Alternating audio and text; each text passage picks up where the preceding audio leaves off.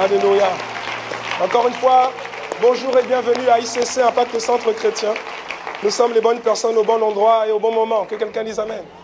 Je vous demande de bien vouloir prendre place. Et en prenant place, salue s'il te plaît ton voisin, encourage-le, dis-lui, tu as bien fait de venir. Qu'on t'ait forcé ou pas, tu as bien fait d'être là. Alléluia. Parfois on te force pour ton bien. Toi tu ne comprends pas ça.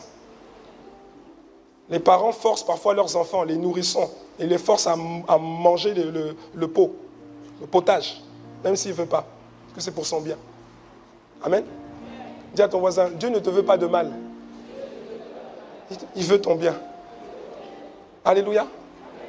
Personne sur la surface de la terre, personne dans le passé, dans le présent et dans le futur, personne n'a conçu des plans aussi merveilleux que ceux que Dieu a conçus pour toi. Personne. Il dit dans sa parole, je connais d'avance les projets que j'ai formés sur vous. Quand on lit avec les textes originels, en fait, littéralement ça dit, je connais d'avance les projets que j'ai concoctés pour vous de manière artistique. Projet de paix et non de malheur. Non, j'aime cette précision de Dieu. Parce qu'il y a toujours des gens qui ne comprennent pas ça. Mon frère, si tu es là pour la première fois, on t'a un peu forcé à venir, comprends une chose. Dieu a prévu pour toi des projets de paix. Et il précise, et non de malheur, pour pas qu'il y ait de confusion. Et non de malheur. Si tu vis dans la frustration, si tu vis toutes sortes de malheurs, ça ne vient pas de Dieu. Parce que dans les voies que Dieu a prévues pour toi, il n'y a pas de malheur. Il peut y avoir des obstacles. C'est pas il peut, il y en a. Il peut y avoir des géants. Il peut y avoir des montagnes. Mais ce n'est pas des projets de malheur. La Bible dit, pour te donner un avenir et une espérance. Alléluia. Il n'y a pas de meilleur moyen, il n'y a pas de meilleure manière de commencer une semaine que de la commencer dans une réunion de famille spirituelle. C'est la raison pour laquelle chaque dimanche, tu dois être là. Chaque dimanche. Parce que tu es enfant de Dieu. Et dans toute famille, il y a toujours un moment récurrent où tout le monde doit être à la maison. Et pour toi et pour moi, c'est le dimanche. Alléluia. Il n'y a pas d'alternative possible. Si tu as des enfants, ou si tu n'as pas d'enfants, quand tu étais enfant, tous les jours, il y avait une heure à laquelle tout le monde devait être à la maison. Oui ou non? Si tu as des enfants et tes enfants ne respectent pas l'horaire, est-ce que tu es content? Si tu imposes à tes enfants un horaire, un moment où tout le monde doit être à la maison, est-ce que c'est pour leur malheur? C'est pour leur bonheur, n'est-ce pas? Alors, où étais-tu la semaine dernière?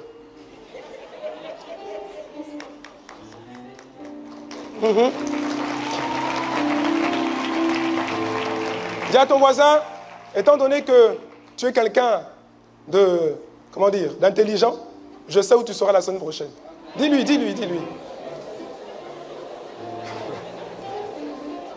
Alléluia.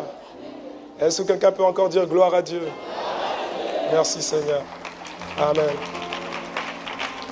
Alors je voudrais commencer, pour ne pas oublier, je voudrais commencer à vous transmettre déjà les sincères et vives salutations de toute l'Assemblée ICC Bruxelles. Amen. Et de toute l'Assemblée ICC Liège, la famille ICC Liège. Et de toute l'Assemblée, la famille ICC Luxembourg également. Alléluia. Amen. Voilà. Et comme je dis souvent, parce que c'est vrai, parce que j'aurais préféré être à Bruxelles. Mais je suis content d'être là. Amen. Je suis content d'être là. Amen. Alléluia. Et encore une fois, je rends grâce à Dieu pour toute la famille, la grande famille ICC, dans les campus et puis également sur Internet. Et je remercie encore une fois notre pasteur principal, le pasteur Yvan, pour la confiance qu'il m'est accordée encore aujourd'hui d'apporter un message de la part de Dieu. Amen. Et c'est une C'est une lourde responsabilité. Vraiment, vraiment, je vous dis, vraiment, je ne comprends pas les gens qui cherchent le micro à tout prix. Vraiment, à tout prix. En tout cas. Alléluia.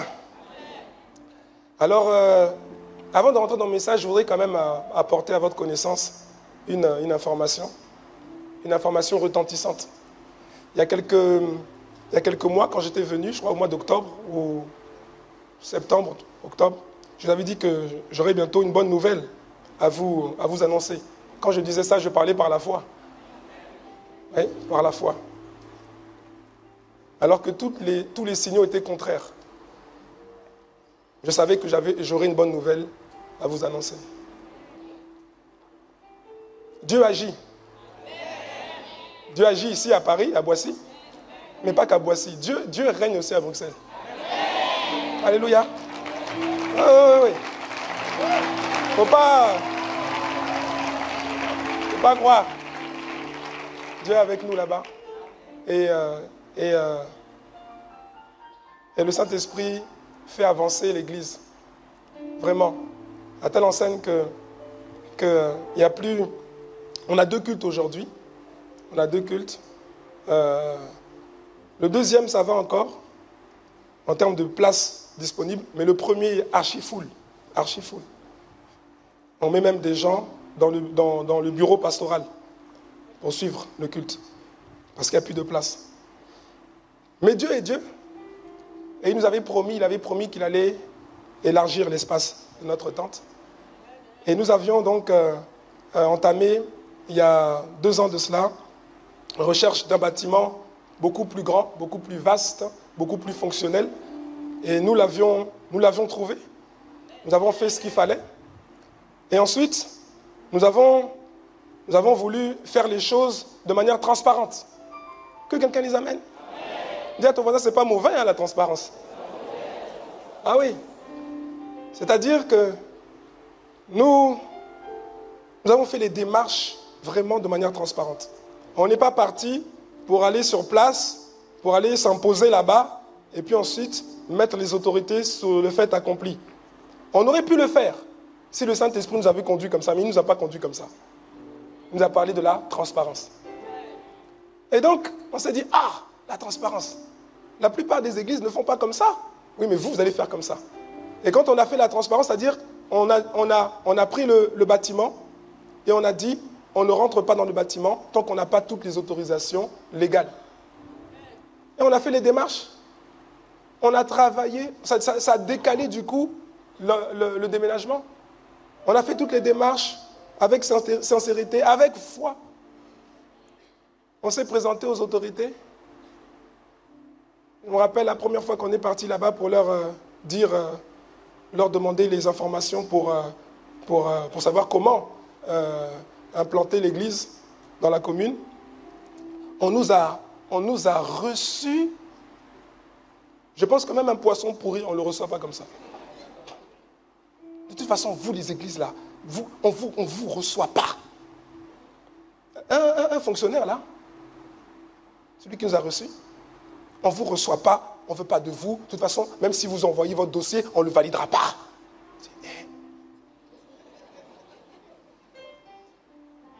On a essayé de passer par un autre moyen, on les a appelés au téléphone pour dire, voilà, pour avoir les informations, qu'est-ce qu'il faut? Pareil. Hein? C'est vous là, oui. C'est la rue un tel. Oui, on ne vous donnera rien.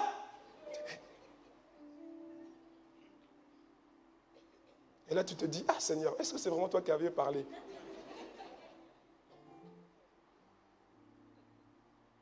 Il y a des questions que tu poses à Dieu, mais tu as déjà la réponse. Et donc, nous avons entrepris les démarches. Il fallait constituer un dossier technique, un dossier explicatif pour expliquer un peu comment l'Église va mettre en œuvre les différentes choses pour être une bénédiction dans le quartier, pas pour être une aiguille dans le pied de la commune. Et on est parti donc à ce qu'on appelle la commission de concertation. Et là-bas, la commission de concertation, vraiment, Seigneur, on a été humiliés là-bas. Vraiment, on a été humiliés. On a été humiliés. Ils nous ont dit, on vous donnera la vie d'ici une semaine. Tu parles. Le lendemain matin, ils avaient déjà envoyé l'avis. Ils ont dit avis défavorable à l'unanimité. Ça veut dire qu'on ne pouvait pas faire pire. Dans ce contexte-là, pire, ça n'existe pas. On ne pouvait que faire mieux. Ça pouvait être défavorable, avec une voix pour et tout le reste contre. Mais là, c'est défavorable à l'unanimité. Vérifie avec ton voisin. L'unanimité, tu comprends? Ça va ou bien? À l'unanimité. Mon Dieu. Quand vous apprenez ça, ce n'est pas évident. Hein? Alors que vous êtes engagé, vous avez déjà commencé une partie des travaux, vous vous dites, mais là c'est compliqué. Et puis rapidement, vous vous ressaisissez. Rapidement, vous vous ressaisissez. Parce que vous savez que c'est Dieu qui est avec vous. Et que si Dieu est avec vous, ça veut dire que la victoire est disponible. Il faut simplement trouver par quel chemin on la trouve. Mais elle est disponible. Donc nous avons déclenché toutes sortes de choses. Le jour même, on a convoqué, et j'ai béni Dieu ce jour-là. On a convoqué comme ça, par SMS, email. On a dit tout le monde à l'église ce soir, parce qu'on doit intercéder. Et on était nombreux ce jour-là. On était nombreux. Et on a prié. On a prié. Ensuite, on a déclenché un autre programme qui a duré 2 semaines. On appelait ça les actes de foi. Actes de foi. Foi, FOI, Force opérationnelle d'intercession. Et donc, on a prié. On a prié. Tout était contraire. Tout était contraire. Et le Seigneur a commencé à incliner les cœurs. Les cœurs des décideurs. Il a incliné les cœurs. C'était extraordinaire. C'était extraordinaire. Et puis, à un moment donné, on a senti le Saint-Esprit nous dire, ça ne suffit pas, il faut faire plus. Vous êtes à 2 doigts là. À 2 doigts.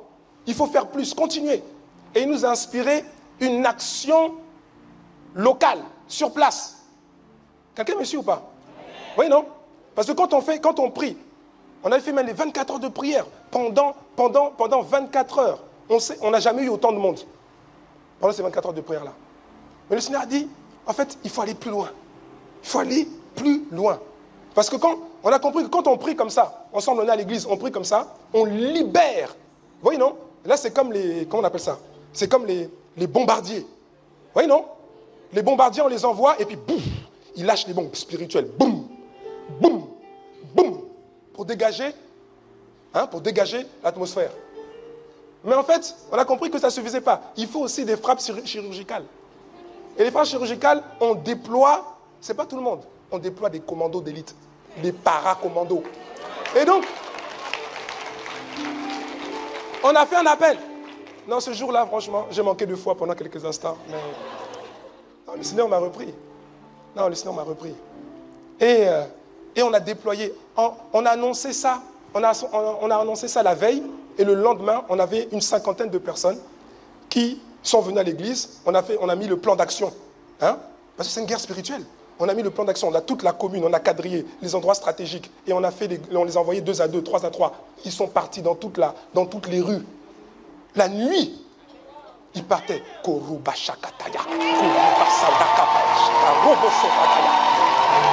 donc, alléluia. Et donc, normalement, ça devait durer seulement 1h30 ou 2 heures. Ils sont rentrés à minuit, 1h du matin. Les paracommandos. J'étais fier d'eux. J'ai dit non. Ce jour-là, j'aurais bien voulu être avec eux, mais je ne pouvais pas. Pourquoi? Parce que j'étais dans le train pour venir ici pour prêcher. Les paracommandos. Je les ai appelés les paracommandos. Les commandos para, P-A-R-A. Commandos de prière active pour des résultats accélérés. Paracommandos. Ah oui. Non, ceux-là, non. Non, c'est pas juste des gens qui prient à la maison, à l'église. Eux, ils s'infiltrent. Ils sont, oui, non. Eux, ils vont sur place. Ils vont sur place. Oui. Ils vont au cœur des choses. Et là, ils posent des dispositifs explosifs, spirituels. Des bombes, bombes, des actions. Et boum. Les cœurs se sont inclinés. Oh Seigneur. On n'est pas passé par des recours politiques. À un moment donné, on pensait parce qu'on nous a dit que, en fait, il y a bon, déjà on nous a dit, la plupart des églises là-bas n'ont même pas de permis. Je dis, ah bon? Quelqu'un nous a dit, vous pouvez faire comme les autres. Hein? Ça veut dire qu'à tout moment, la police peut venir là dans le culte. Tu dis, ah, vraiment.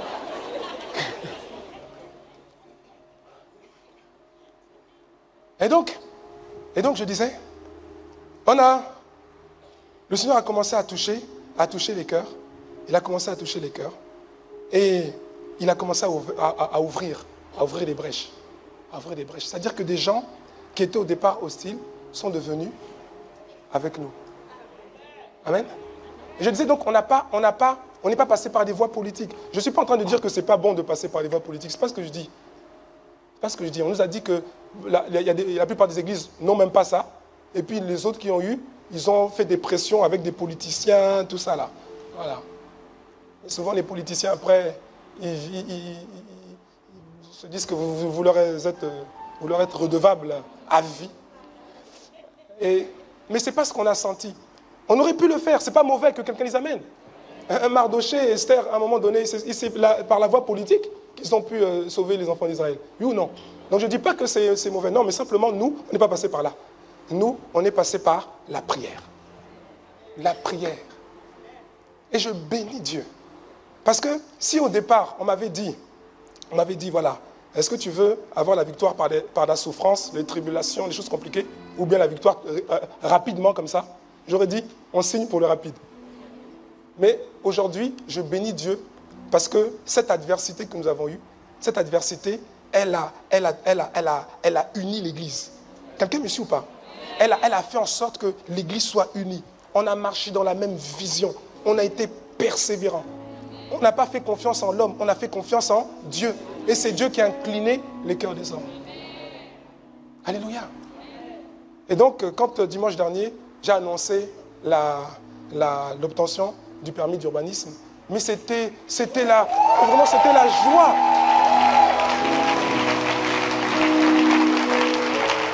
Alléluia.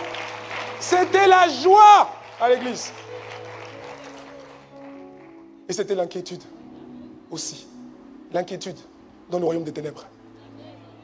Parce qu'ils ont cherché à nous bloquer. Vous savez, il y a des victoires qui en appellent d'autres. Il y a des victoires qui, mécaniquement, en appellent d'autres. Cette victoire-là qu'on a eue, elle en appelle d'autres. Je vous dis, elle en appelle d'autres. Il y a des dominos. Quand vous prenez des jeux de dominos, il y a des dominos, quand vous les prenez et vous les poussez dans le bon sens, vous prenez le bon domino, vous le poussez dans le bon sens, tous les autres dominos tombent. Il y a des victoires significatives qui en annoncent d'autres. Oui. En tout cas, le royaume des cieux est en train de prendre de la place, de prendre de l'épaisseur, de la place à Bruxelles et dans toute la Belgique. Que quelqu'un dise Amen. Alléluia. Ah, j'aime ça. La Bible dit qu'avec Dieu, je saute, je franchis une muraille. Oui, je franchis une muraille avec Dieu. La Bible dit qu'avec Dieu, je me lance contre une armée. Je me lance, je vais contre une armée. Je ne fuis pas. Je vais contre des hommes en armes. Il y a des hommes en armes qui sont là. Une armée, des hommes en armes. La Bible dit avec Dieu, je ne fuis pas. Je vais contre eux. Ils viennent là, mais moi aussi je viens. Ne fais pas ça sans Dieu. Hein. La Bible dit c'est avec Dieu. Tu fais ça sans Dieu, on va retrouver ton cadavre quelque part. Alléluia. Est-ce que quelqu'un peut acclamer le Seigneur pour cette victoire? Merci Seigneur. Bien-aimés, il y a peu, Il y a peu, notre pasteur principal, le pasteur Yvan, nous a rappelé les bienfaits et les fondements de la maturité spirituelle. Et il a insisté lourdement sur la nécessité et sur l'importance de crucifier la chair. Amen. Crucifier la chair. Et aujourd'hui, j'aimerais simplement parler avec vous, enfin rester dans cette lignée-là, rester dans cette direction-là. J'aimerais parler également de la chair. Le titre de mon message, c'est « Faire taire la chair ». Que quelqu'un dise avec moi, « Faire taire la chair ». Dis à ton voisin, « Fais taire la chair ». Alléluia. Je dis « Faire taire la chair ». Pourquoi? Parce que tu ne peux pas la tuer. Tu peux la faire taire, mais tu ne peux pas tuer la chair. Tu ne peux pas. Tu ne peux pas tuer la chair une fois pour toutes. Cela arrivera seulement à la résurrection. Mais entre-temps, tant que tu es dans ce corps charnel que tu as, tant que tu es dans ce corps fait de poussière, la chair sera toujours présente avec toi et en toi. Est-ce que quelqu'un me suit? À que quelqu'un dise aïe aïe aïe. Mon frère, ma soeur, il te faut donc dealer, il te faut donc composer avec ce locataire indésirable chaque jour de ta vie. Tu ne peux pas faire disparaître définitivement la chair parce que c'est impossible. Tu peux parvenir à la mettre en sommeil, mais elle reste toujours là. Elle reste toujours aux aguets, à l'affût d'une opportunité, à l'affût d'une occasion favorable pour se manifester et prendre le contrôle de ton âme à tes dépens. Que quelqu'un dise aïe aïe aïe. Que quelqu'un dise ah la chair. Ah la chair. Là, tu n'étais pas obligé de dire. Ah la chair. En parlant d'elle, en fait, l'apôtre Paul s'est écrié dans Romains chapitre 7, verset 24. Il a dit, misérable que je suis, qui me délivrera du corps de cette mort? Qui? Je veux faire le bien que je veux, mais je fais le mal que je ne veux pas. Qui me délivrera de cela? Bien-aimés, nous savons que la trilogie de Dieu, c'est le Père, le Fils et le Saint-Esprit. Mais il faut aussi savoir que le diable a une trilogie. La trilogie du diable, c'est Satan lui-même, c'est le monde, et la troisième composante, c'est la chair. La chair. Le problème, c'est qu'à la différence de Satan et du monde, la chair, elle est en toi. Elle est avec toi. La chair, tu ne peux pas la faire disparaître, mais tu peux la faire taire. Que quelqu'un dise amen. La chair, tu ne peux pas l'enlever, mais tu peux l'apprivoiser. Tu ne peux pas la supprimer, mais tu peux la vaincre. Tu ne peux pas l'annuler, mais tu peux la contenir. Tu ne peux pas l'enterrer, mais tu peux la dompter. Que quelqu'un dise amen. Si tu crois que c'est possible, dis-moi amen. Tu ne peux pas, la chair, tu ne peux pas t'en débarrasser, mais tu peux lui imposer le silence. Mon frère, ma soeur, ce que j'essaie de te dire, c'est que tu n'es pas obligé de subir toute ta vie les affres de cet ennemi invisible. Invisible mais palpable. De ce partenaire indésirable, rebelle, qui nous est imposé, qui t'est imposé dans ce corps. Ce partenaire rebelle, dont la volonté est tenace et dont le désir est insatiable de toute forme de péché et de dépravation. Mais il y a des clés. Il y a des clés qui existent, frères et sœurs en Christ. Il y a des clés qui existent pour cela, pour faire taire la chair. Il y a des clés qui existent. Ou si vous préférez, il y a des moyens efficaces. Il y a des solutions fiables. Il y a des astuces salvatrices. Il y a des principes éprouvés. Il y a des attitudes gagnantes. Il y a des comportements victorieux. Il y a des choses qui font mouche et qui fonctionnent, qui te permettent de faire taire la chair. Il y a des choses qui ont marché pour d'autres avant toi et qui marcheront aussi aujourd'hui pour toi si tu les découvres, si tu les comprends et surtout si tu les mets en pratique. Que quelqu'un dise amen. Alléluia. Dans Romains chapitre 12 au verset 2, l'apôtre Paul dit ceci, il dit « ne vous conformez pas au siècle présent, mais soyez transformés par le renouvellement de l'intelligence, afin que vous discerniez quelle est la volonté de Dieu, ce qui est bon, agréable et parfait. Alléluia. Donc en fait, dans ce passage, la Bible est en train de nous expliquer, la Bible nous explique ici que si quelqu'un se conforme au siècle présent, c'est-à-dire si quelqu'un aime le siècle présent, c'est-à-dire si quelqu'un aime la manière de parler de ce monde, la manière de s'habiller de ce monde, la manière de se comporter, la manière de penser, la manière de réfléchir, la manière d'agir des enfants de ce monde, de ce siècle, si quelqu'un fait ça, si quelqu'un agit comme ça, cette personne, même si elle est née de nouveau, même si c'est un chrétien né de nouveau, il ne pourra pas discerner clairement la volonté de Dieu pour sa vie. Est-ce que quelqu'un me suit? Il dit, afin que vous discerniez quelle est la volonté de Dieu. Ne vous conformez pas au siècle présent, afin que vous puissiez discerner la volonté de Dieu. Si tu te conformes, tu aimes le siècle présent, tu ne pourras pas discerner, tu auras du mal à discerner la volonté de Dieu pour toi. Or, la chair aime le siècle présent. La chair aime les plaisirs et les désirs du monde. La chair aime les attraits de ce monde. Or, si tu ne discernes pas la volonté de Dieu, parce que la chair t'en empêche, si tu ne discernes pas la volonté de Dieu, comment peux-tu envisager de posséder ton héritage en Christ? Ce n'est pas possible. La chair se dresse comme un obstacle que tu dois vaincre. Dis-moi amen. C'est un obstacle que tu dois vaincre. Tu n'as pas le choix. Tu dois vaincre la chair. Tu dois arriver à la faire taire.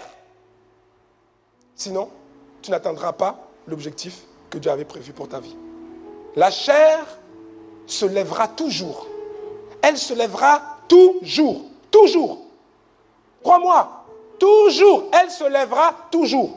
Que tu sois népios, nouveau converti, ancien converti, cocobar, chef des cocobars, bishop, archibishop, la chair se lèvera toujours. Toujours. C'est la raison pour laquelle l'apôtre Paul pouvait dire dans 1 Corinthiens chapitre 9 au verset 27, Paul disait, moi, je traite, il dit, mais je traite durement mon corps. Je traite durement mon corps et je le tiens assujetti. Je fais taire la chair. Je tiens mon corps assujetti. Si la chair, si tu peux réussir à tuer définitivement la chair, alors pourquoi on parle d'assujettissement? Quand on dit assujetti, c'est-à-dire que c'est quelque chose qui cherche à prendre le dessus. Oui ou non? Oui ou non? Donc quand il dit, je tiens mon corps, je tiens ma chair assujettie, ça veut dire que la chair a des sursauts. Elle veut revenir, elle veut prendre le dessus. Mais, si tu veux réussir, il faut que tu fasses comme Paul, que tu arrives à la sujettir, à la faire taire. Alléluia. La différence qu'il y a entre ceux qui font des exploits avec Dieu et ceux qui n'en font pas, ce n'est pas le fait que la chair ne se lève pas en eux. Non, non, non, non. Mais c'est le fait que quand elle se lève pour se manifester, ils arrivent à la faire taire. Alléluia. Par ailleurs, tu ne peux pas hériter, tu ne peux pas posséder ton héritage en Christ sans la maturité. Tu ne peux pas grandir en maturité si tu es contrôlé, si tu es guidé, si tu es conduit par la chair. Ce n'est pas possible. Si tu marches par la chair, tu ne marches pas par l'esprit. Et donc tu n'es pas un homme ou une femme spirituelle. Et si tu n'es pas un homme ou une femme spirituelle, alors tu ne posséderas jamais ton héritage en Christ. Dis à ton voisin, ce message est pour toi, on dirait. Dis-lui, je sais qu'il est pour moi aussi, mais en tout cas, il est aussi pour toi. Alléluia. Si tu es conduit par la chair, tu ne seras jamais conduit dans le chemin de ton héritage en Christ. Si tu marches par la chair, tu n'atteindras jamais ta destinée. Jamais. Parce que la chair ne conduit pas à l'héritage. La chair ne conduit jamais à l'héritage. La chair conduit non pas à l'héritage, mais elle conduit à l'abattage. Galates chapitre 6, verset 8. Celui qui sème,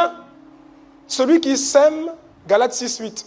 Celui qui sème pour sa chair moissonnera de la chair la corruption. Mais celui qui sème pour l'esprit moissonnera de l'esprit la vie éternelle. C'est deux choses différentes. Tu marches par l'esprit, tu vas vivre au quotidien la vie Zoé Anonos. Tu marches par la chair, c'est un autre résultat que tu auras. Quelqu'un me suit ou pas? Alors, veux-tu l'héritage ou l'abattage? Veux-tu hériter ou être abattu? Bien-aimé, tu ne peux pas faire confiance à la chair. Tu ne peux pas. Tu dois la faire taire. Tu dois la faire taire. La chair ne te donnera jamais rien de positif. Il y a des choses qui dans l'ensemble, il y a des choses qui apportent quand même des éléments positifs dans ta vie. Mais la chair, là, la chair ne peut même pas t'apporter quelque chose de positif dans ta vie. Tu dois la faire. Tu dois la faire taire. La mettre à terre.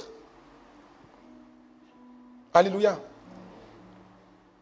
Le fait que tu sois né de nouveau ne signifie pas pour autant que tu vas hériter automatiquement des promesses de Dieu dans ta vie. Ce n'est pas vrai. Tu as un obstacle à franchir, la chair. Tu as un ennemi intérieur, la chair. Tu as une cinquième colonne en toi, la chair. Tu as un traître identifié qui œuvre pour ta propre destruction. Un cheval de Troie en toi, la chair. Cet ennemi, ce traître, veut empêcher le Seigneur de restaurer ton âme et de te faire entrer dans ton héritage en Christ. Quelqu'un me suit ou pas? Amen. Le Saint-Esprit est entré en toi lorsque tu as accepté Jésus-Christ comme Seigneur et Sauveur personnel. Et quand le Saint-Esprit vient, le Saint-Esprit apporte avec lui le royaume et l'héritage du royaume. Que quelqu'un dise Amen. Alléluia. C'est lui qui est le gouverneur général du royaume des cieux sur la terre. C'est le Saint-Esprit. Quand le Saint-Esprit vient, c'est le royaume qui vient. Quand le Saint-Esprit vient dans ta vie, c'est le royaume qui vient dans ta vie. Alléluia. Mais quand le royaume vient dans ta vie, ce que le Saint-Esprit avait prévu de te donner, ton héritage, en fait, il vient, mais pour certains, il reste à la porte. Quelqu'un me suit ou pas? Si tu ne me suis pas, je vais expliquer. Assure-toi. C'est pour ça qu'on pouvait dire, Jésus disait, le royaume des cieux est là, il est déjà venu, il est là, mais en même temps, il est à la porte. Amen. En fait, quand tu as accepté Jésus-Christ, le Saint-Esprit vient, il vient avec tout l'héritage que le royaume de Dieu a prévu pour toi. Mais le problème, c'est que, c'est comme, je prends l'illustration d'une maison. L'illustration d'une maison. Une maison. Comme une illustration qu'un de nos frères prédicateurs à Bruxelles avait prise. C'est comme une maison, toi tu es dans la maison. L'ancien locataire, c'est ton vieil homme. C'est l'ancienne nature. Il n'est plus là. Que quelqu'un dise Amen, si c'est vrai pour toi. Il n'est plus là. Il y a maintenant un nouveau locataire. L'être régénéré, né de nouveau. La nouvelle création. Il est là. Mais on n'a pas changé la maison. C'est la même maison. Et quand le Saint-Esprit vient, il vient avec tout le package, tout l'héritage du royaume. Imagine-toi que dans la maison, dans l'appartement, juste en bas, il y a des semi-remorques qui arrivent. C'est les gens, il y a tous les meubles là. Il y a toutes les choses que tu attends. Tout est là. C'est dans les semi-remorques. Et les anges sont prêts à aménager. Ils sont prêts à monter les meubles. Ils sont prêts. Mais le problème, c'est que le Saint-Esprit leur dit, vous ne pouvez pas monter tant qu'il n'a pas fait le ménage dans la maison. Quelqu'un me suit ou pas? Parce que dans la maison, il y a toutes sortes de meubles bizarres qui ont été, on ne sait même pas où tu les as achetés. Des choses bizarres. Des meubles qui te regardent comme ça. Des choses dont c'est compliqué. Non seulement, il y a des choses bizarres, mais en fait, les règles de fonctionnement de la maison ne sont pas des règles qui ont été dictées par l'esprit. Ce sont des règles qui ont été dictées par la chair. Et donc, la maison est régie par des règles complètement, éloignées de celles du royaume. Complètement éloignées. Et il faut d'abord faire le ménage.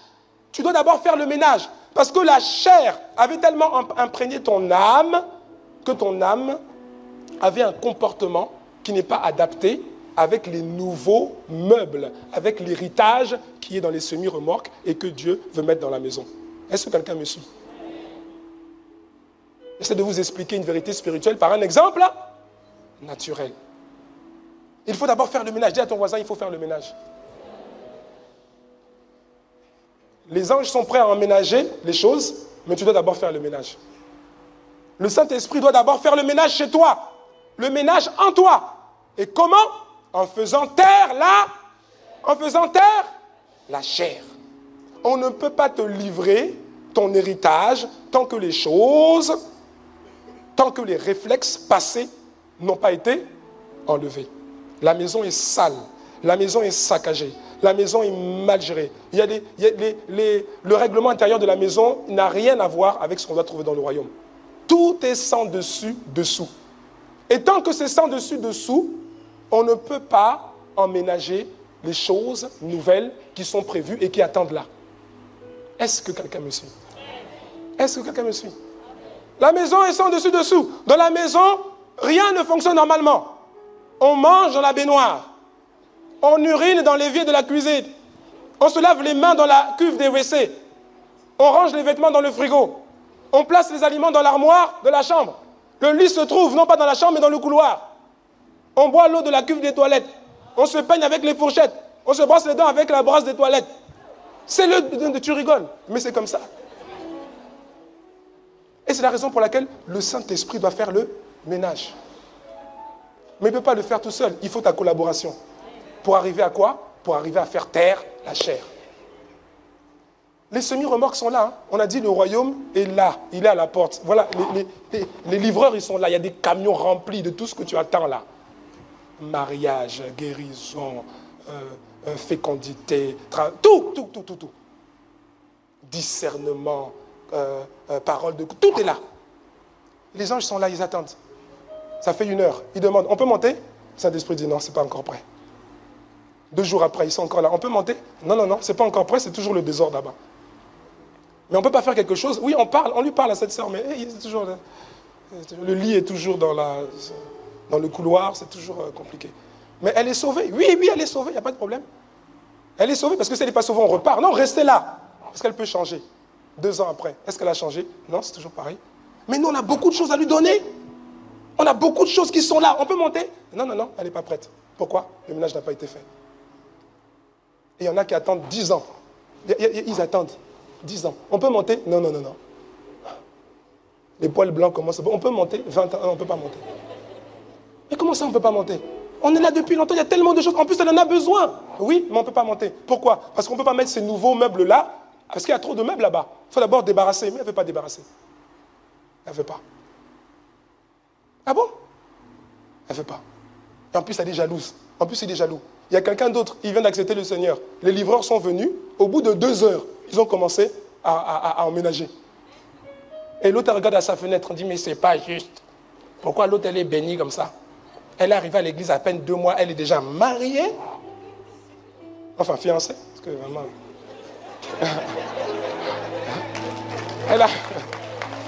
elle a trouvé un emploi et tout ça. Et moi, je suis là. C'est pas juste. C'est pas juste. Ce que tu ne comprends pas, c'est que juste en bas, il y a tous les semi-remords qui attendent que tu changes, que tu fasses taire la chair.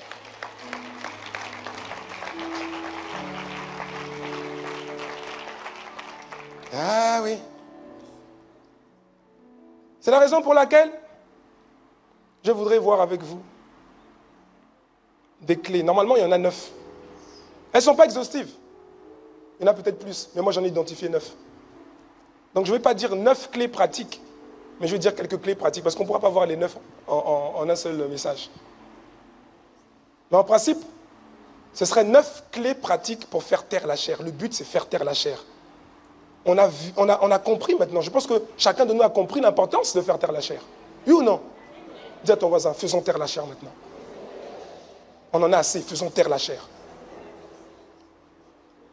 9 clés pratiques. Je commence par la première. Clé numéro 1. Première clé pratique, pour que tu réussisses à faire taire la chair.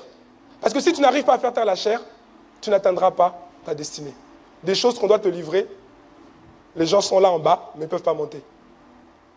Première clé pratique. Prends l'engagement d'une bonne conscience devant Dieu. C'est la première chose. Tout commence d'abord par un engagement. Ceux qui font des exploits avec Dieu, ceux qui vont loin avec Dieu, sont des personnes qui ont pris un engagement, qui se sont résolus à faire quelque chose, qui ont pris un engagement devant Dieu. Ça commence d'abord par un engagement, par un désir ardent de changer de manière de penser et de changer de manière de vivre. Si tu ne prends pas d'abord un engagement ferme avec toi-même, tu ne parviendras pas à faire taire la chair. Tu dois désirer ardemment, dompter la chair. Que quelqu'un dise Amen. 1 Pierre, chapitre 3, verset 21. 1 Pierre, chapitre 3, verset 21. En parlant du baptême, la Bible dit que cette eau était une figure du baptême, qui n'est pas la purification des souillures du corps, mais, et c'est ça qui nous intéresse, mais c'est l'engagement d'une bonne conscience envers Dieu. Et qui maintenant vous sauve, vous aussi, par la résurrection de Jésus-Christ. Alléluia. Le mot est fort. L'apôtre Pierre parle d'engagement. Un engagement, c'est-à-dire que j'accepte de payer le prix qu'il faut payer pour garder, pour tenir mon engagement. Une bonne conscience devant Dieu. Je m'engage. C'est pour ça que l'apôtre Paul a dit, et on l'a lu tout à l'heure dans 1 Corinthiens chapitre 9, verset 27. Il dit, je traite durement mon corps. Je le tiens assujetti. Quelqu'un qui fait ça ne peut être que quelqu'un qui a pris l'engagement de le faire. L'engagement d'avoir une bonne conscience devant Dieu. Est-ce que quelqu'un me suit? Est-ce que ça va? Alléluia. Ça, c'était la première clé. Prends l'engagement d'une bonne conscience envers Dieu. Décide de faire taire la chair. Si tu ne décides pas de faire taire la chair, tu n'arriveras pas à faire taire la chair par hasard. Ce n'est pas possible. Tu dois décider d'abord. Que quelqu'un dise Amen. Clé numéro 2. Clé pratique numéro 2 pour faire taire la chair. La deuxième clé, c'est quoi? C'est fais une alliance. Fais un pacte avec Dieu.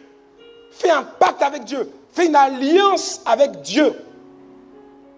Seigneur, ne me laisse jamais faire telle ou telle chose. Seigneur, je te prie de ne jamais me laisser faire un tel péché. Seigneur, je te donne toute longitude, toute latitude, toute profondeur, toute hauteur, je te laisse faire tout ce que tu juges nécessaire de faire pour m'empêcher de commettre un tel péché. Quelqu'un me suit ou pas? Il faut prier comme ça. Hein? Il faut prier comme ça. Les gens qui ont arrivé, les gens qui réussissent à faire taire la chair sont des gens qui prennent ce type d'alliance avec Dieu. Comme le psalmiste, dans Psaume 119, versets 10 à 11. Il s'adresse à Dieu, il dit, je te cherche de tout mon cœur. Je te cherche de tout mon cœur. Ne me laisse pas m'égarer loin de tes commandements. Et il ne dit pas ça de manière timide. Il y a un point d'exclamation. Il dit, ne me laisse pas m'égarer loin de tes commandements. Ne me laisse pas. Ça veut dire que je remets les clés à Dieu. Ne me laisse pas. Si tu dois me fouetter, fouette-moi.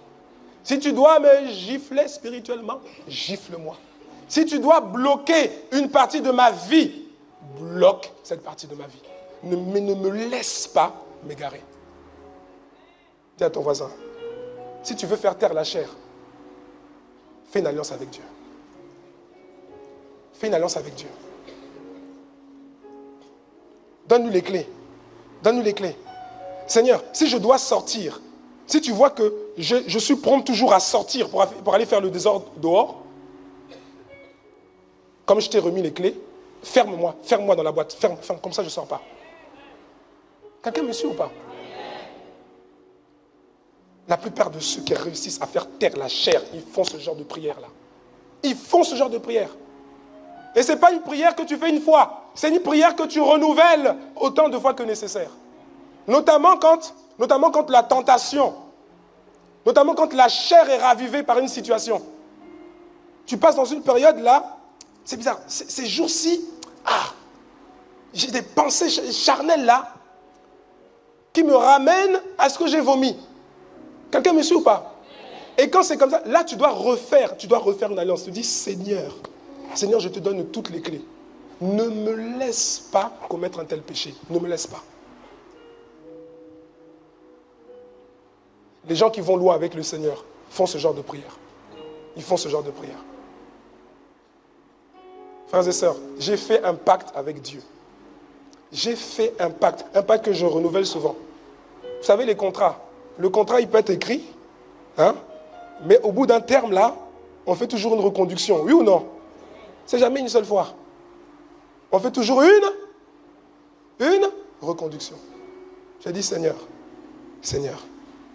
quand je vois la Bible, quand je lis la Bible, je vois les différents péchés, mais il y a un péché en particulier là. Le péché lié, le péché sexuel là. Ce péché là, quand je vois les dégâts, parce que le péché entraîne la mort. La mort, ce n'est pas forcément la mort physique, c'est la mort. La mort des projets, la mort de certaines parties de ta vie. Le péché entraîne toujours une conséquence. Mais le péché sexuel là, non, les conséquences sont trop compliquées. Une église peut être complètement détruite par ça. Si le leader, le pasteur, tombe dedans, toute l'église peut vaciller, oui ou non? J'ai dit Seigneur. Et ça je le fais souvent. Je dis Seigneur, je te donne toutes les clés. Ne me laisse jamais. Si je dois me lever un jour le matin et me coucher le soir en ayant commis ce péché, Seigneur, tue-moi avant. C'est ce que je dis au Seigneur. Je dis Seigneur, je te donne, tue-moi avant. Même si je n'ai pas accompli tout ce que je devais accomplir, tue-moi avant. Je ne veux pas que ce soit lié, que mon témoignage salisse ton nom comme ça. Non, tue-moi avant. Même si je dois partir de la terre prématurément, tue-moi avant. Si je dois me lever le matin et me coucher le soir en ayant commis ça, Seigneur, tue-moi avant que je fasse ça. Fais comme tu veux. Tu prends, je te donne, tu prends, tu fais comme tu veux. Même si les gens parlent après pour dire, mais comment il est mort comme ça? Comment c'est que là? Je m'en fiche. Je ne veux pas que mon nom salisse ton nom.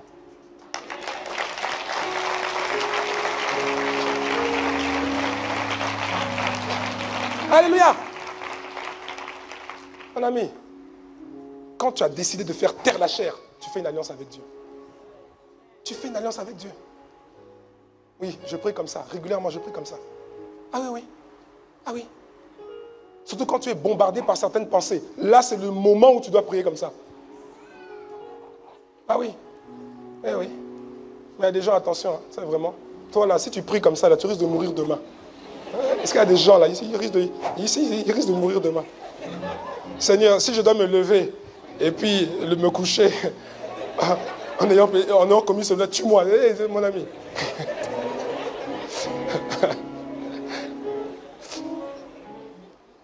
Dis à ton voisin, fais une alliance avec Dieu. Fais une alliance avec Dieu dans les domaines où ta chair est facilement ravivée. Fais une alliance avec Dieu. Parce que toi, tu ne peux pas. Tu ne peux pas, tu as besoin de Dieu. Tu dis, Seigneur, aide-moi. Moi-même, je ne peux pas.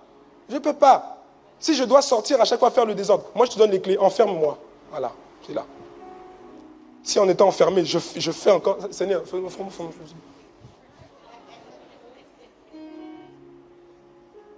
mais rassurez-vous, hein, j'ai l'intention de vivre longtemps. Eh oui, j'ai l'intention de vivre longtemps, rassurez-vous. Faire taire la chair. Troisième clé.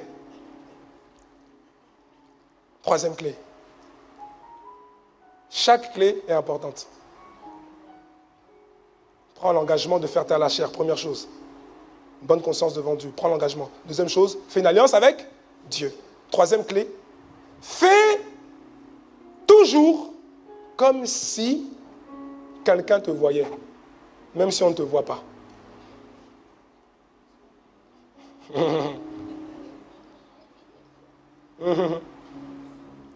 Agis toujours comme si on te voyait, même si personne ne te voit. Ça va t'aider à faire taire la chair.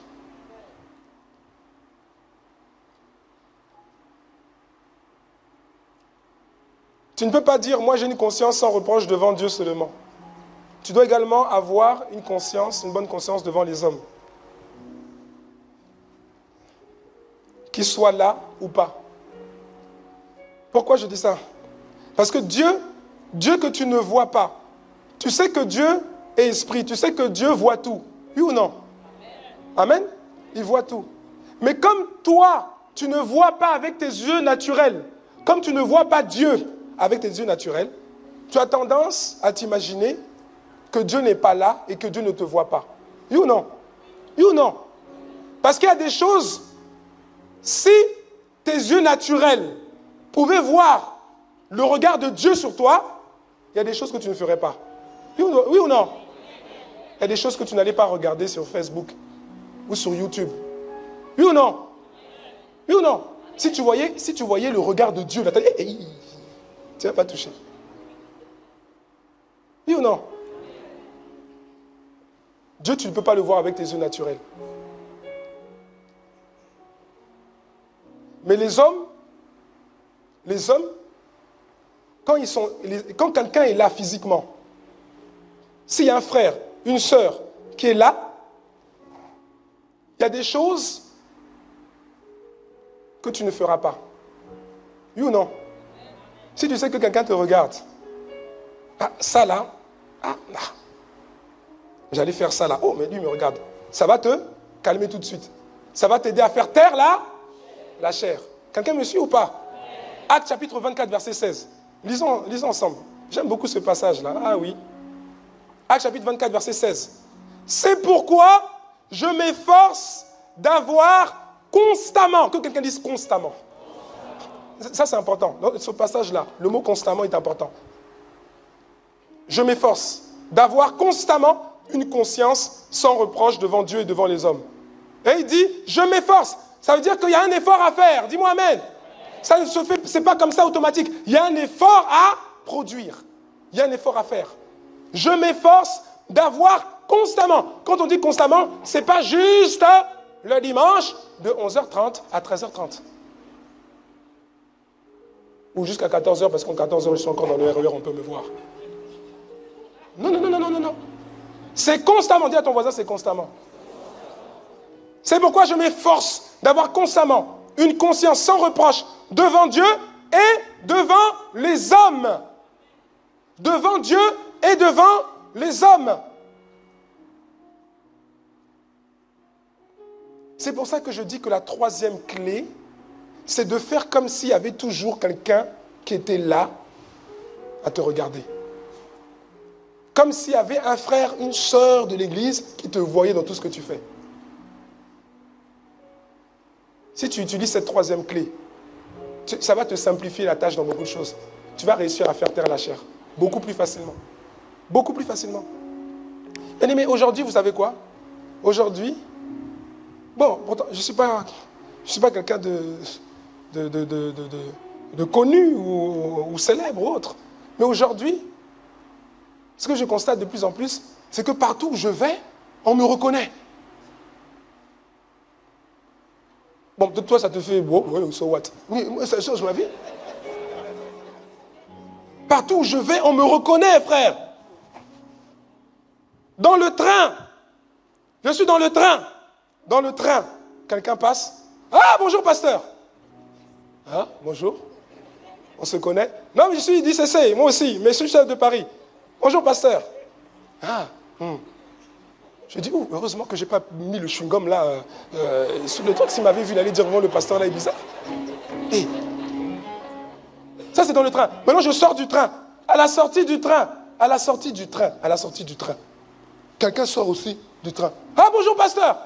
Vous étiez dans le train? Je dis, oui. Ah, moi aussi. Je dis, ah. Heureusement que j'ai payé mon ticket et que les contrôleurs ne m'ont pas bloqué là-bas. Est-ce que quelqu'un me suit ou pas? Vous voyez où je veux en venir? Hein? Ça commence comme ça. Là, j'étais dans le train. Je sors du train. Maintenant, je marche dans la gare. Je marche dans la gare. Un couple m'interpelle. Ah, pasteur, vous êtes un pasteur de ICC. On vous connaît, on vous suit sur Internet. Je dis, ah, heureusement que je n'ai pas sauté les tourniquets. Quelqu'un commence à voir où je vais en venir?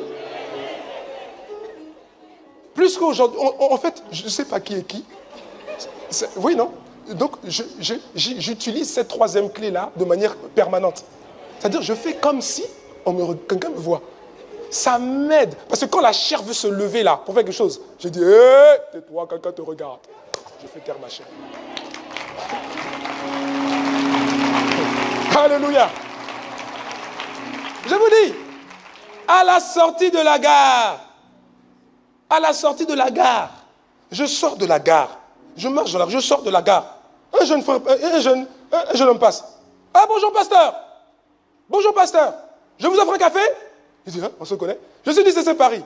Ah, mais heureusement que quand je passais là, la femme qui passait là comme ça là, heureusement que je n'étais pas comme ça. Heureusement. Mais je ne me suis pas retourné. C'est simplement, je me dis, mais heureusement que je ne me suis pas arrêté. Sinon, ils allaient dire, hé, il est passant là, maman.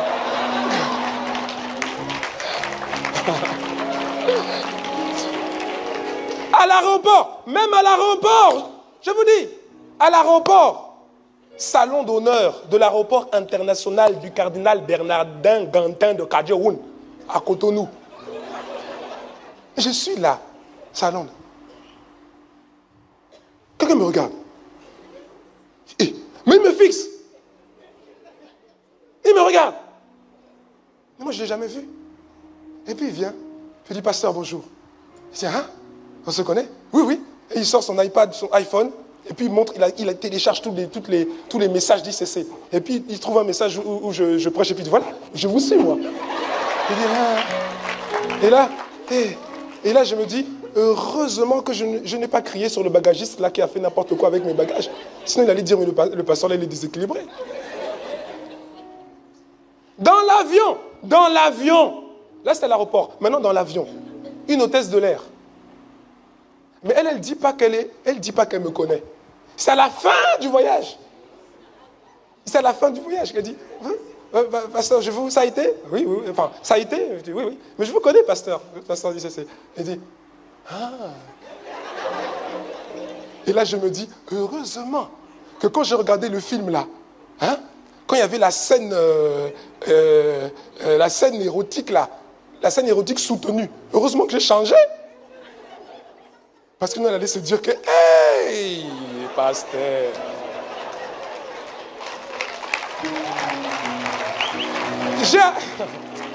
J'ai appris à faire comme si on me voyait toujours. Et ça m'aide. Quelqu'un me suit ou pas? Non, moi j'ai zappé, hein. J'ai zappé la scène. Hein? Je n'ai pas zappé en me disant... je ne savais pas qu'elle était... elle me connaissait. J'ai zappé, pourquoi? Parce que je sais faire taire ma chair. J'ai appris à faire taire ma chair. Et quand maintenant quelqu'un me dit, ah, je vous connais, là, ça me renforce en disant, oh, vraiment heureusement qu'il y a vraiment. Ah, oui. Même au boulot, au restaurant d'entreprise. Tu vas au restaurant d'entreprise. Je vais au restaurant d'entreprise, je prends mon plateau, je commence à me servir. Quelqu'un s'approche là. Je me tourne. Bonjour, pasteur. Il dit, hein? On se connaît? Oui, oui, je viens à ICC. Ah! Et là, je me dis, heureusement qu'on n'est pas dans un jour de jeûne.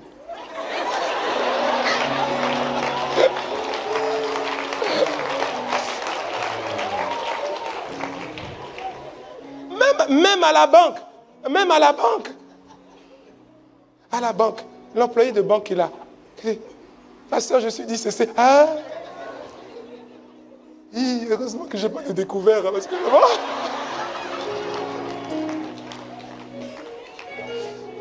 Est-ce que quelqu'un comprend la troisième clé? Fais comme si il y a toujours quelqu'un qui te regarde. Ça va t'aider à faire taire la chair. Je suis pratico-pratique ce matin. Est-ce que ça aide quelqu'un? Alléluia!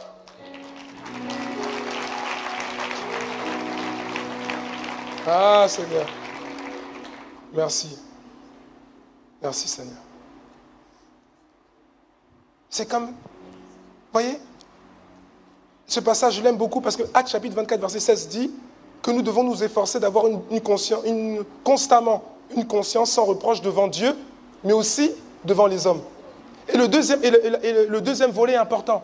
La Bible dit, tu dois t'efforcer d'avoir une bonne conscience devant Dieu, c'est vrai, mais aussi devant les hommes. Vous avez pensé à ce frère une fois? On me dit que, le frère là, vraiment pasteur, c'est un peu compliqué. Comment ça?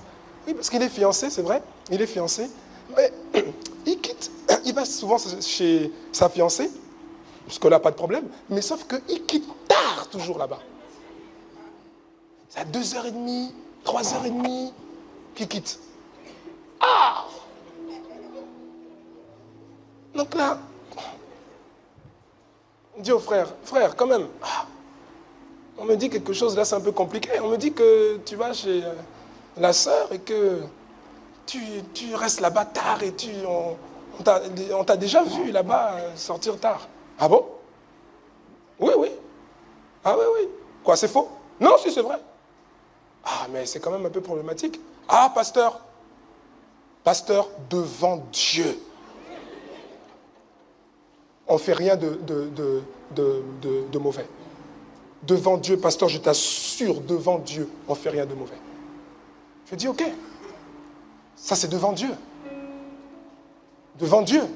Mais la Bible dit que devant les hommes aussi. Parce que Dieu voit tout. Nous, on ne voit pas tout. La Bible dit que Dieu voit tout et que Dieu regarde au cœur. Dieu connaît ton cœur. Si tu dis vrai, Dieu connaît ton cœur. La Bible dit aussi que Dieu regarde au cœur, mais que l'homme regarde à ce qui frappe les yeux. Le problème, c'est que ce qui nous frappe là, c'est qu'on te voit partir à 2h30 du matin de là-bas. Ça nous frappe. Ça nous frappe. Est-ce que tu comprends? Oui, mais je ne fais rien de mauvais. Oui, mais mon frère, ma soeur, et là je parle à quelqu'un. C'est peut-être le même exemple ou un autre exemple. Tu ne peux pas simplement dire, devant Dieu, j'ai une conscience tranquille, parce que je ne fais rien, alors que le contexte est propice à l'amalgame. Quelqu'un me suit ou pas? Tu ne peux pas dire, non, moi en tout cas devant Dieu, j'ai rien fait de mal. Mais en même temps, le contexte est trouble. Parce que quand tu fais ça, nous qui sommes des hommes, quand on voit ça, on ne sait pas trop. On est dérangé. Est-ce que quelqu'un me suit? On dirait que quelqu'un n'aime pas ce bout de message. Hein? Tout à l'heure, ton amen était un peu plus appuyé.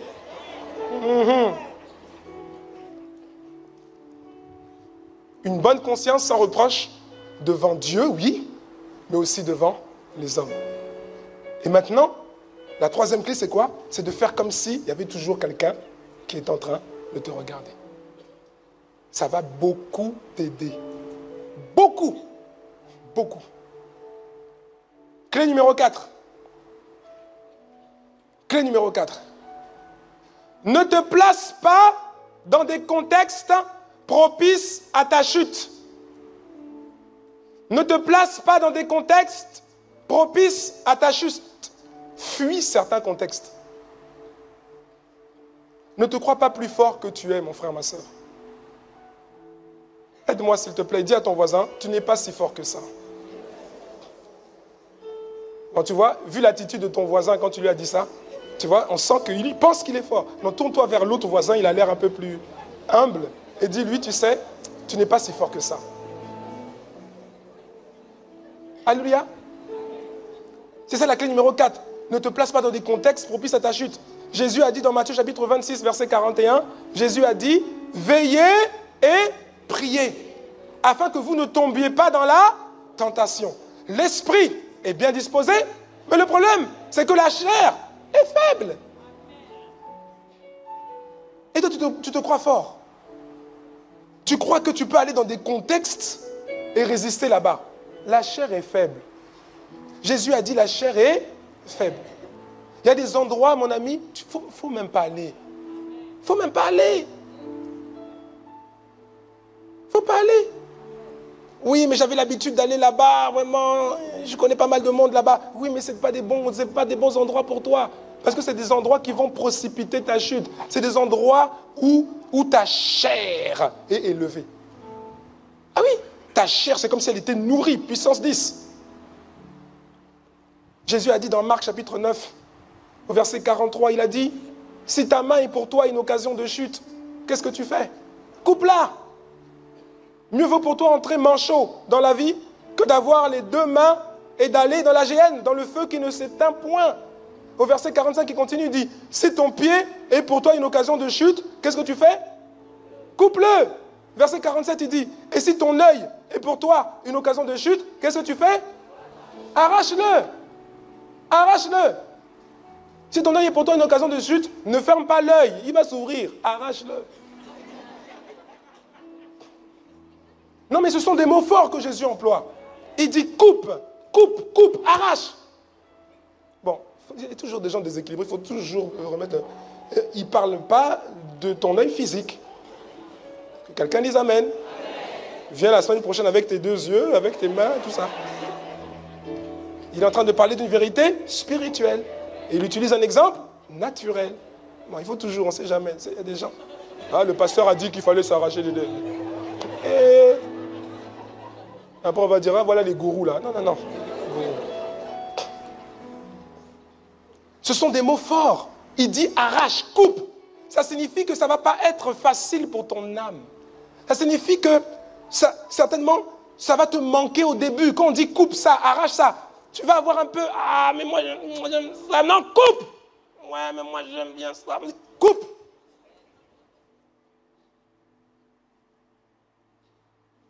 Ça va certainement te manquer au début, mais à la longue, ça produira en toi la vie.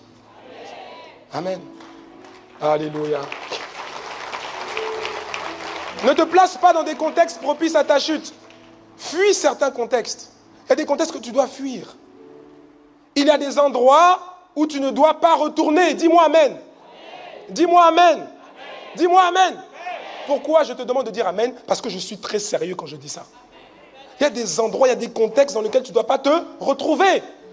Marc chapitre 8, versets 22 à 26. La Bible dit, dans ce passage, c'est un passage qui m'a un peu troublé à l'époque, quand je le lisais pour la première fois. Marc chapitre 8, versets 22 à 26. La Bible dit qu'ils se rendirent à Bethsaïda et on amena vers Jésus un aveugle. On amena vers Jésus un aveugle, qu'on le pria de toucher. À votre avis, pourquoi on l'amena vers Jésus? Pour qu'il le touche. Pourquoi, à votre avis? Pour le guérir, n'est-ce pas? Pour qu'il puisse retrouver la vue. Donc, on amena vers Jésus un aveugle qu'on le pria de toucher. Il prit l'aveugle par la main et le conduisit hors du village. Vous ne trouvez pas ça bizarre? On amène un aveugle à Jésus. Quand on amène l'aveugle à Jésus, Jésus est où? Au village. Puisqu'on dit qu'après il l'emmène hors du village. Ça veut dire qu'il était où? Au village. Jésus est au village, on amène un aveugle à Jésus. On dit à Jésus, on demande à Jésus de toucher l'aveugle. Pourquoi? Pour qu'il soit guéri. Moi je crois, même si ce n'est pas écrit noir sur blanc, je crois, en lisant les autres récits qui parlent de Jésus, je crois que quand on a amené l'aveugle à Jésus, pour qu'il le touche, je crois que Jésus l'a touché. Ça, c'est ce que je crois. Jésus touche l'aveugle, et après, on dit qu'il le prend par la main et qu'il l'emmène hors du village. Mais il l'emmène toujours dans la même condition, puisque la Bible dit qu'il prit l'aveugle par la main. Ça veut dire qu'il était encore... Pourtant, Jésus l'a touché.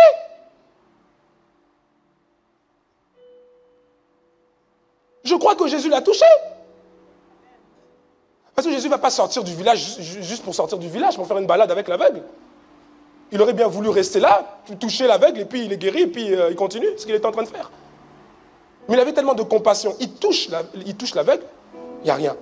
Maintenant, il prend l'aveugle parce qu'il n'est pas guéri. Et maintenant, il le sort du village. Jésus l'amène où? Hors du village. Il le conduisit hors du village. Puis, suivez bien, puis il lui mit de la salive sur les yeux. Jésus lui met de la salive sur les yeux. Lui imposa les mains et lui demanda s'il voyait quelque chose. Jésus, le Fils de Dieu, Dieu le Fils, il lui impose les mains. Il lui demande, est-ce que tu vois? Verset 24, il regarda et il dit, j'aperçois les hommes, mais j'en vois comme des arbres et qui marchent. Autrement dit, Seigneur, c'est bien, mais ce n'est pas vraiment ça. Je distingue ici, je sais qu'à quelqu'un là, on dirait un baobab, ici, là, on dirait un truc, c'est un peu compliqué. Mais on parle de qui? On parle de Jésus. Quelqu'un vient, il le touche, la personne n'est pas guérie. Jésus le sort du village, il lui met la salive sur les yeux, il impose les mains, la personne n'est pas encore totalement guérie. La Bible continue en disant, verset 25, Jésus lui mit de nouveau les mains sur les yeux. Et quand l'aveugle regarda fixement, il fut guéri et vit tout distinctement. Que quelqu'un dise gloire à Dieu. Alléluia. Il était aveugle, maintenant il voit. Verset 26. Alors Jésus le renvoya dans sa maison en disant, et regardez ce que Jésus dit, n'entre pas au village. Oh. Jésus dit, n'entre pas au village. Tu étais égaré. Tu es sauvé. Dieu t'a sauvé. Tu as été restauré. Tu as été guéri. Tu as été délivré. Tu as été libéré. Jésus dit, n'entre pas au village. Parce que le village, pour toi là, ce village-là, c'est pas bon. Ça a été tellement difficile de te restaurer. Ça a été tellement difficile de toucher ton cœur pour que tu sois sauvé. Ça a été tellement difficile que tu accèdes à la guérison. Ça a été tellement difficile que tu sois complètement libéré de toute oppression démoniaque. Jésus dit, ne retourne pas au village. Ne retourne pas au village. Ne retourne pas dans un contexte où ta chair va se raviver et va rouvrir les portes pour les difficultés. Ne retourne pas au village. Dis à ton voisin, ne retourne pas au village. Ne retourne pas au village. Ne retourne pas au village, pourquoi? Parce que le village, c'est là où on t'a pris. Le village, c'est ce qui te tenait hier. C'est ce par la quoi la chair, là où la chair était vivace, là. C'est ça. Ça. Ce contexte propice au péché pour toi. C'est ce qui te tenait hier. C'est ça qui est le plus dangereux pour toi. La Bible dit dans Proverbe 26, verset 11, comme un chien qui retourne à ce qu'il a vomi, ainsi est un insensé qui revient à sa folie. Le pasteur Yvan en a parlé il y a quelques semaines. Ce que tu as vomi là, c'est dangereux pour toi. Ça, il ne faut pas repartir là-bas comme ça. Il faut s'en détacher. Il ne faut plus que tu reviennes dans certains contextes. L'environnement qui te tenait, ne retourne plus là-bas. Ça, c'est ton village. Ne retourne plus au village. Dis à ton voisin, ne retourne plus au village. Ne retourne plus au village. Jésus te dit, ne retourne plus au village. Quelqu'un va dire, moi, je n'ai jamais été au village. Non, tu comprends. Je suis né en ville, oui, mais ne retourne pas au village. Quelqu'un me suit? Chacun a son village. Il y en a même qui ont plusieurs villages. Le village, c'est quoi? C'est l'environnement dans lequel ta chair est ravivée, l'environnement dans lequel ta chair est revigorée, à l'extrême. Pour quelqu'un, le village, c'est quoi? Le village, c'est la boisson. Pour quelqu'un, oui, tu me regardes. Toi, ton village, c'est la boisson. Ne retourne pas là-bas. À Heinekenland. C'est ton village. Pour quelqu'un, le village, c'est la boisson. C'est le bistrot. C'est le bar. c'est le Nganda. C'est le premier vers. Le premier vers, c'est ton village. Ne retourne pas là-bas. Le premier vers, là, c'est lui qui déclenche tout. Le premier vers, c'est ton village. Ne retourne pas là-bas. Tu es au travail. Il y a quelqu'un qui veut fêter sa promotion. Et il emmène, comme vous faites là, au boulot. Hein, il y a un pot. Puis on commence à mettre l'alcool et tout ça. Ah, promotion. Ah. Il n'y a même pas de jus là. Il y a des pots là, vraiment, il n'y a même pas de jus. Parfois, c'est ce que je dis à mes collègues. Je dis, mais quand même, mettez au moins un peu de jus. Il n'y a pas de jus. Il y a du rhum, il y a du jus de pastis. Mettez au moins un petit jus d'orange quand même. Et toi, tu es là-bas, tu ne veux pas trop venir parce que tu sens l'odeur du village. Et donc, on te dit, mais viens quand même. Boris, mais viens. Oh non, vous savez, quoi, tu ne te réjouis pas avec nous? Pasteur Boris, on sait que tu vas à l'église, Pasteur Boris. Mais viens. La Bible ne dit-elle pas de se réjouir avec ceux qui se réjouissent? Et là, les païens, ils savent citer la Bible. Hein. Vous avez remarqué? En fait, quand vous leur parlez, vous pensez qu'ils n'entendent pas, mais ils entendent, ils gardent. Hein. Ah oui. Là, tu commences à venir, bon. Bon, allez, je prends juste une cacahuète alors. Okay. Mais le problème, c'est que le pastis est ouvert, l'odeur du village. Et puis là, maintenant, quand tu es là, allez, Boris, allez, un petit coup, là. Et il te serre le verre. Hein. Allez, Boris. Non, mais moi, je suis chrétien. Boris, allez, cul-sec. Boris. Hey. Et là, tu commences à réfléchir. Alors, l'apôtre Paul a dit qu'avec le juif, je fais comme le juif. Avec le grec, je fais comme le grec. Ah, les gars. Et quand tu fais ça, tu es en plein dans la place du village. Et tu ne retournes pas à la maison en voiture. Parce que la chair que tu avais fait taire là, elle s'est ravivée d'un coup en se disant, c'est l'occasion ou jamais. Elle déploie toutes ses forces. Quelqu'un me suit, non? Pour quelqu'un, oui. Pour quelqu'un, le verre là, c'est ton village.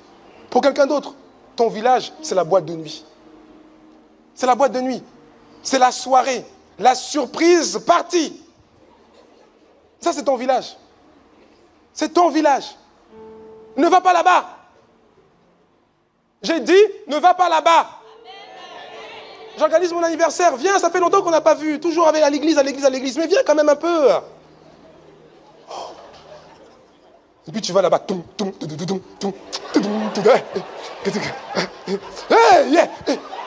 Et après, c'est toi la chrétienne, le chrétien, c'est toi qui fais maintenant le show au village. Pourquoi? Parce que c'est ton village, on ne va pas. Jésus a dit, ne va pas au village. Il y a des moyens de faire taire la chair. Je dis, ça c'est la 4e clé. C'est sérieux. On ne va pas au village. Jésus a dit, ne va pas au village. Parce que, d'où on t'a tiré là? C'était pas évident. Il a fallu te toucher. Il a fallu te mettre la salle. Il a fallu imposer les mains. Il a fallu, non, ne retourne pas là-bas. Et toi, qu'est-ce que tu fais? Tu vas là-bas. Non. Que quelqu'un les amène.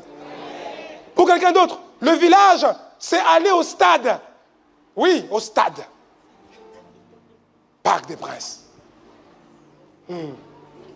Eh, bien-aimé, non, je vous l'ai dit. À l'époque, j'étais un aficionados du stade du Parc des Princes. J'étais là-bas à chaque match. Championnat, coupe, petite coupe, grande coupe, super coupe. J'étais là-bas. J'étais dans l'endroit, on appelle ça un virage. C'est pas là où les gens sont calmes. Hein. J'étais dans le virage. En plein milieu du village. Oui, j'allais dire du village, oui. Du village. J'étais là. Je n'étais pas le seul, hein. Il y a quelqu'un d'autre qui était là avec moi, mais je ne dirai pas son nom parce que, par respect envers lui, on était là-bas. On n'était pas encore en Christ. Mon ami, C'était des endroits où la chair, ouh là là. C'est-à-dire que, non. J'ai chanté des chants qu'on ne doit pas chanter. Surtout quand il y avait l'OM. Ah! L'OM. Hey.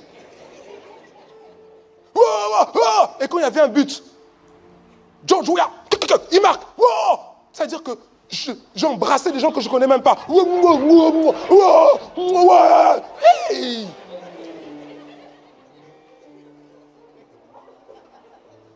Non, il faut savoir identifier son village. Heureusement, Dieu a restauré. Je suis retourné quelquefois au stade. Mais je ne suis pas parti au village. Je suis resté tranquillement. Oui, non, dans la tribune présidentielle, là, voilà, où on est tranquille là-bas. Et puis quand il y a un but, je ne dis pas, quand il y a un but, je dis simplement, gloire à Dieu. Quelqu'un me suit, non? Alléluia! Ah oui! Quelqu'un d'autre, le village, c'est le match à la télé. Le match à la télé. Avec tes potes. Chelsea. À venir. Et là maintenant, les gens viennent. Avec les maillots. Mais on n'est pas au stade. Je veux comme ça. Le petit passe au moment où il y a un corner. On bouscule même le petit. Pousse-toi! Là-bas! Hey! Toi, le papa chrétien, bien comme il faut. Madame passe devant la télé, tu lui jettes quelque chose. Tu vois pas qu'il y a coup franc là? Il y a quelqu'un qui rigole pas parce qu'il sait de quoi je parle. C'est ton village. On ne va pas au village. Pour quelqu'un d'autre, le village, c'est l'excès de nourriture. L'excès de nourriture. N'entre plus dans les restaurants où les plats sont à volonté. Non. N'entre plus. Parce que ça, c'est ton village. Parce que les excès de table, c'est de péché. Et pour quelqu'un, c'est ton village. N'entre plus là-bas. Quand il rentre là-bas, il déstabilise le chiffre d'affaires du restaurant. N'entre plus là-bas. Pour quelqu'un d'autre, le village, c'est quoi? Le village, c'est aller déjeuner seul avec une collègue de travail que tu trouves particulièrement élégante. Pour quelqu'un, c'est ton village. Ne fais pas ça. Ne fais pas ça. Oui, mais tous les autres avaient déjà mangé. Il ne restait plus qu'elle et moi. Ne fais pas ça. Ce jour-là, jeune, si tu veux, laisse-la manger tout seul. Ou bien mange ailleurs. Ne fais pas ça. Parce que tu sais que c'est ton village. Tu sais que c'est ton village. Pourquoi tu veux te retrouver en tête à tête avec... En plus, tu sais qu'elle te regarde bizarrement. Non, on ne retourne pas au village. Parce que le village, c'est l'endroit où la chair reprend de la vigueur. Quelqu'un me suit ou pas? Pour quelqu'un d'autre, ton village, c'est quoi? C'est raccompagner une sœur en Christ chez elle, dans ta voiture, après le culte. Oui. Oui, oui. Et il faut dire la vérité. Pour quelqu'un, c'est ton village, ça. Parce qu'après la nuit, tu t'en sors pas. Parce que quand tu l'as raccompagné, tu transpirais. Tu dis, hey, oh, tu conduis plus bien, tu bégayes. Oh, elle est juste à côté à quelques centimètres. Oh, Ruba Shaka. Oh. Et après, elle est là, avec ce jupe là, tu vois, oh, Seigneur. Et du coup, quand tu rentres à la maison, tes pensées sont complètement farfelues. C'est ton village. Dis à la sœur, Sista, il y a des navettes.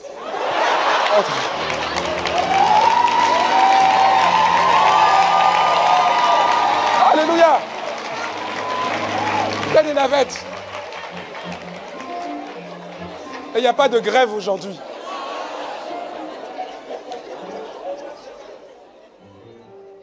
Je termine.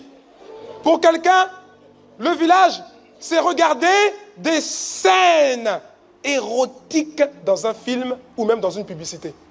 Ça, c'est ton village. Ne fais pas ça. Ne fais pas ça. Ah, mais le film est comme ça. Oui, mais tu n'es pas obligé de tout regarder. À l'époque où j'ai donné ma vie au Seigneur, je me rappelle, j'allais parfois chez un frère, et quand on regardait la télé, un film, ou enfin en tout cas quand on regardait la télé, et dès qu'il y avait une scène érotique qui commençait, il se jetait sur la télécommande. Non, je vous dis, hein. Il se jetait sur la télécommande, et puis il change. Et moi je le regardais, je disais, ah quand même, c'est exagéré. Ça c'est quel zèle ça? C'est quel zèle? Non mais après j'ai compris, j'ai dit non. Non, j'ai dit lui il connaissait son village. Il avait repéré que ça là, cette route-là mène au village. Ah oui. Et c'est ce que tu devrais faire aussi. Tu veux faire taire la chair, c'est ce que tu devrais faire aussi. Tu regardes les films. Maintenant, aujourd'hui, dans tous les films, quasiment tous les films, il y a toujours un moment là. Et toi-même, c'est ce que tu attends. Oui. Et quand il n'y a pas eu ça dans le film, tu dis, ah, mais le film était bizarre. Non. Il était pour toi. La télécommande est là. Zap. Oh, mais c'est rien, il est juste en train de l'embrasser. Zap. Oh, mais c'est rien, là, il est juste en train de la caresser. Zap.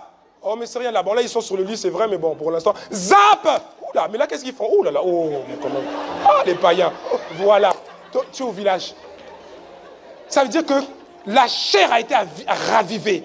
Les images que tu as vues là, elles sont rentrées. La chair les a captées et les a stockées dans ton âme. À telle enseigne que maintenant, quand ta femme rentre, tu la regardes. Elle n'est pas comme dans la scène.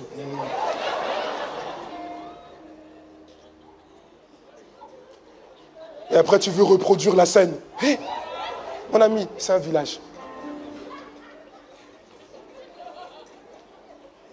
Je suis sérieux. Ça fait peut-être rire, mais je suis sérieux. Est-ce que quelqu'un comprend?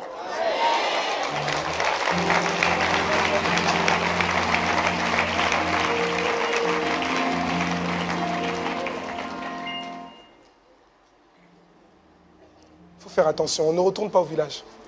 Parce qu'après, quand tu marches dans la rue, tu vois une femme qui ressemble beaucoup à celle de la scène du film. Hey. Elle ressemble, hein? Ah. Hey. Il y a quelqu'un dans la salle qui comprend bien de quoi je parle. Allez, je termine. Pour quelqu'un d'autre, une sœur notamment. Parce que les frères, à ce niveau-là, en général, ça va. Pour une sœur, vraiment, ton village là, c'est ton habillement trop léger là. Ça, c'est ton village, ma sœur. Arrête ça. Ne retourne pas au village. Ma sœur, c'est-à-dire que toi, même par moins 12 degrés, c'est les jupettes. Okay.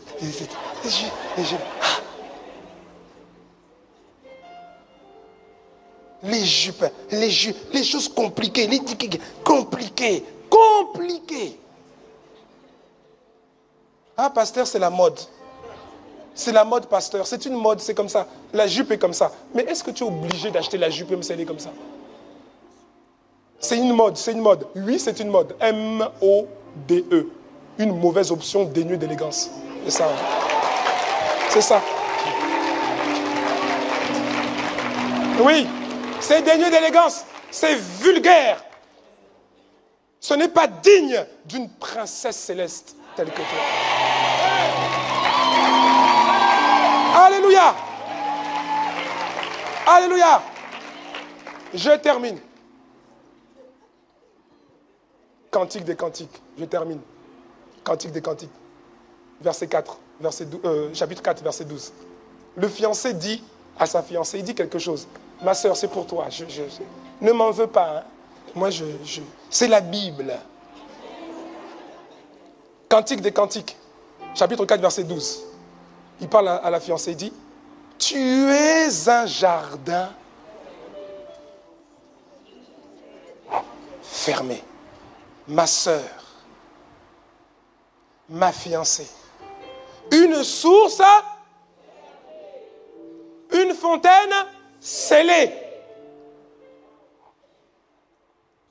Il y a des sœurs, tu es un jardin ouvert.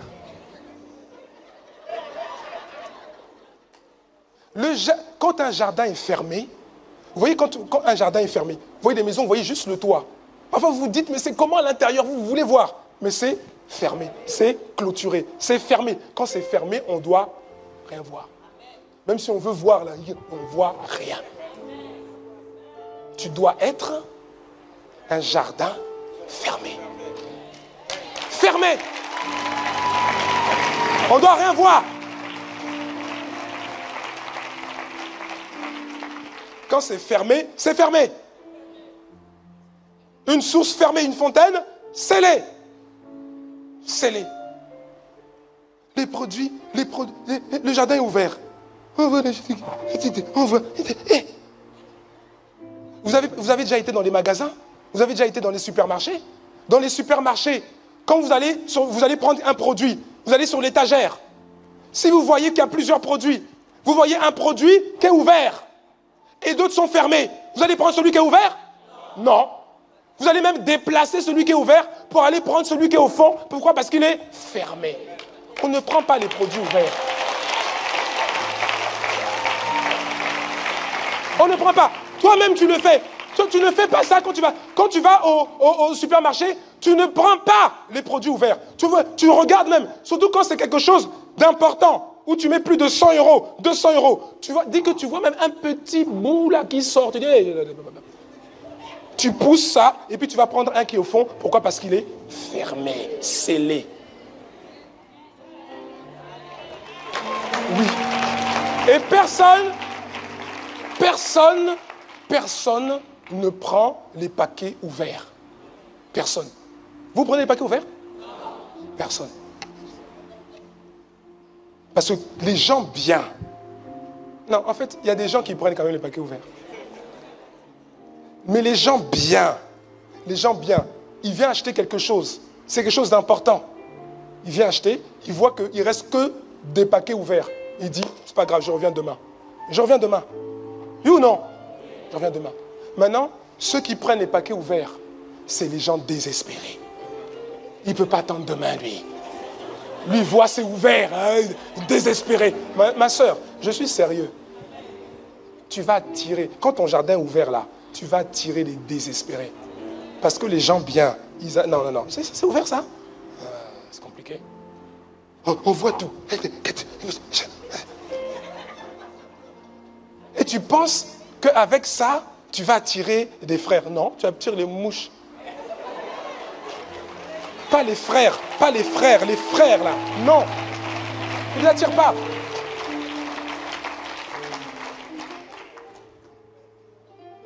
Tu veux être top modèle. Tu dis top modèle.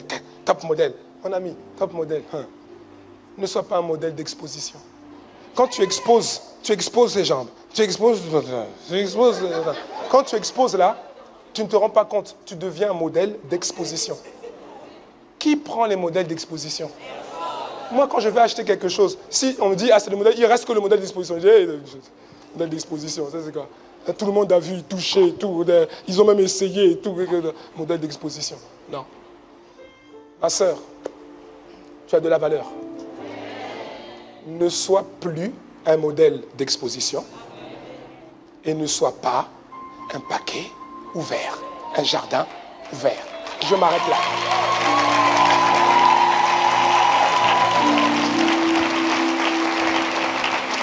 Alléluia. Est-ce que ça va? C'était 4 clés pratiques pour faire taire quoi? Bon, si tu as été béni, si tu peux te tenir debout, tiens-toi debout et acclame le Seigneur.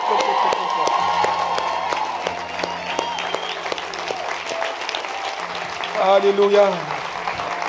Seigneur notre Père et notre Dieu, inclinons la tête ensemble. Seigneur, nous voulons te dire merci encore pour ta parole. Seigneur, nous avons compris que si nous nous laissons conduire par la chair, nous ne pouvons pas hériter. Nous ne pouvons pas hériter le royaume, les choses que tu as prévues pour nous. C'est la raison pour laquelle nous voulons te dire merci. Merci encore pour cette parole. Merci pour cette parole, Seigneur. Nous prions que elle vienne ensemencer nos cœurs et qu'elle porte du fruit.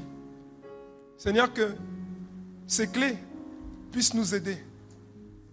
Qu'elles puissent nous aider à faire taire la chair rebelle. Aide-nous, Seigneur. Aide-nous.